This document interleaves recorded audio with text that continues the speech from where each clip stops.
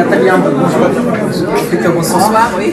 Donc vous êtes conseillère exécutif du parti Leader, qui est donc le parti créé par Mamadou Coulibaly, qui était donc l'ancien président de l'Assemblée nationale ivoirienne. Donc vous êtes là aujourd'hui présente dans la conférence Éveil africaine, initiée par l'association Mabédia. Quelle importance vous donnez à cette conférence? Pourquoi vous avez accepté l'invitation? J'ai été très honorée d'être invitée. Je pense que c'est très important qu'en Afrique, nous nous tenions au courant des différents challenges que rencontrent les différents pays, les différents peuples.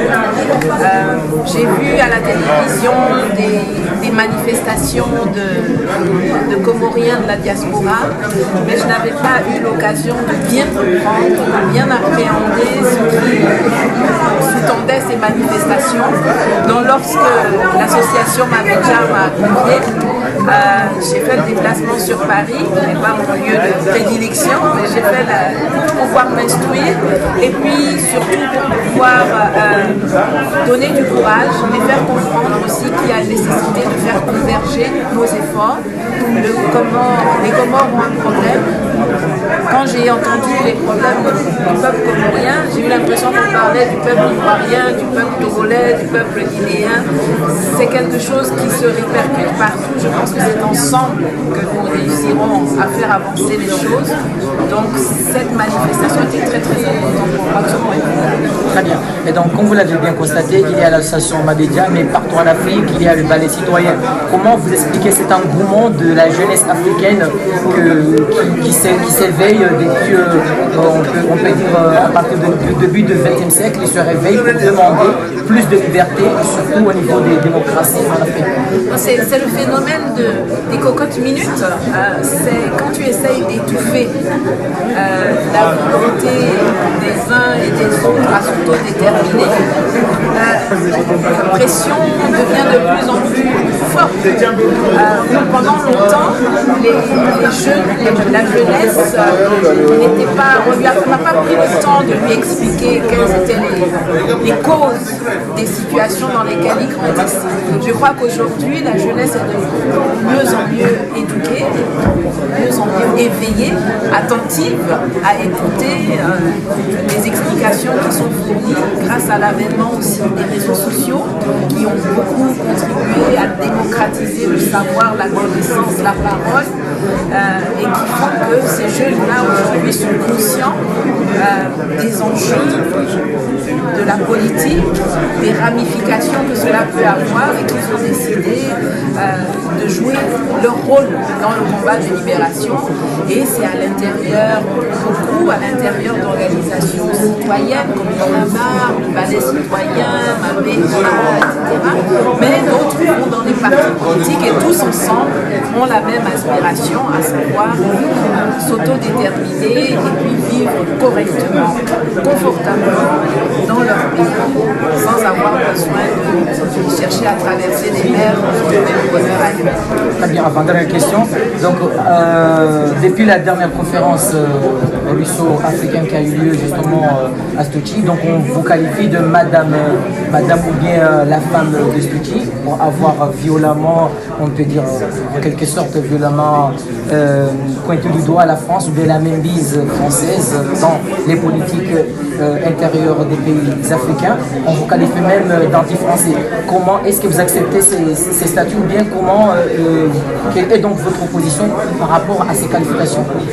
Bon, déjà, moi je ne pense pas que j'ai violemment décrié, j'ai exposé la vérité de façon très claire. Mais je n'ai pas.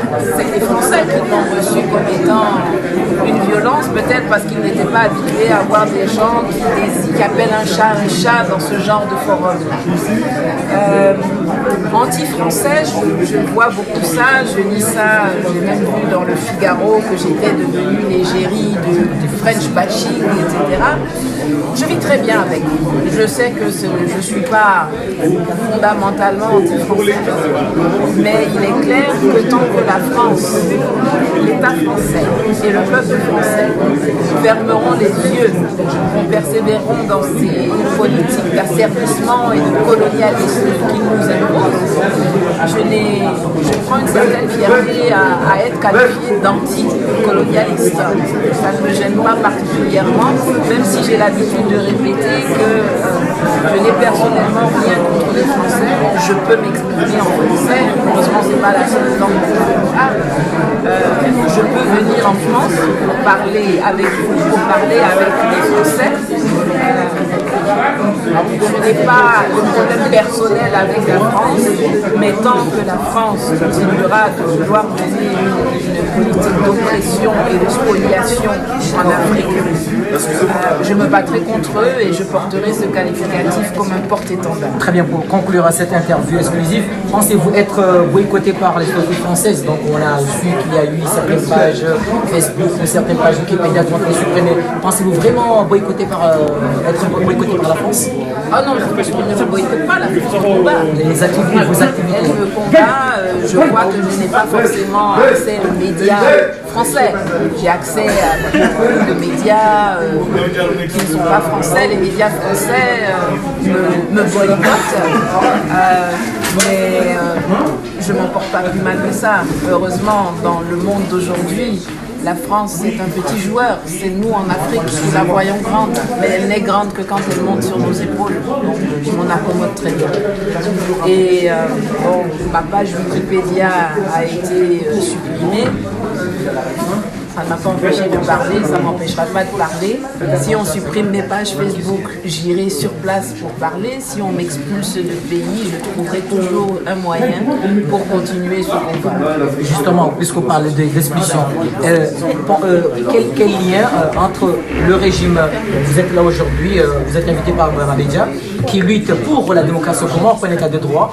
Et est-ce que vous faites un lien entre le régime d'Azali Assoumani et le régime de Alassane Ouattara qui est actuellement qui vous a expulsé justement le 2 décembre dernier? Est-ce que vous faites un lien entre le pouvoir de Yamoussoukro et le pouvoir de Moroni? Oh bah oui, d'après ce que j'ai entendu aujourd'hui, c'est des jumeaux de mères différentes.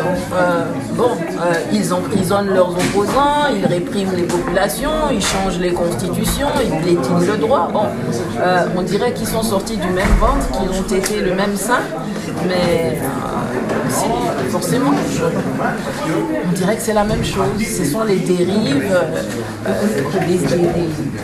des États qui ont été colonisés par la France et dont les chefs continuent de servir plutôt la France et la France-Afrique plutôt que leur propre population.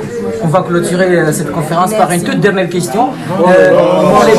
Les peuples, quel conseil vous donnez aux peuples qui sont restés en Afrique, parce qu'ici on est en Europe bien sûr, quel conseil vous donnez à ceux qui sont restés au bled et qui manifestent pour leur démocratie? Quel conseil vous leur donnez enfin pour conclure notre interview? N'ayez pas peur, surmontez la peur et n'oubliez jamais, le pouvoir c'est vous, c'est le peuple. Quand vous êtes dispersé, quand vous êtes isolé, vous êtes faible. Votre meilleure force, c'est votre nombre.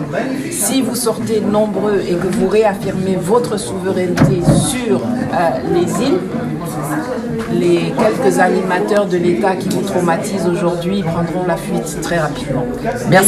Merci beaucoup, Madame Nathalie Yamb. Je rappelle que Madame Nathalie Yamb est donc la conseillère exécutive du parti Leader, qui est donc le parti créé par M.